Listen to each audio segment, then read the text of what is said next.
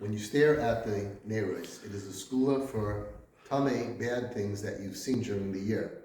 Now, how does this really work? I have no idea, but I made something up that maybe you'll like.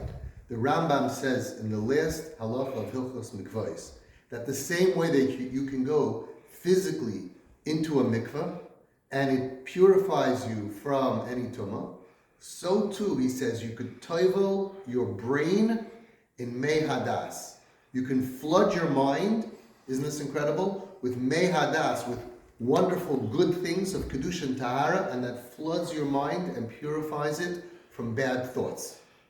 Maybe with that in mind, we could say, when a person watches or sees something that's not pure, where does it go? It gets imprinted in his mind. So now you have pictures. Now imagine you had a bunch of pictures of bad stuff.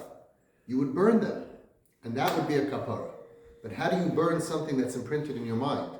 So maybe when you stare at the candles, you stare at the neiros, you're bringing that image of fire into your mind, and it's burning those pictures of the bad tummy things that you saw, and maybe that's how it works.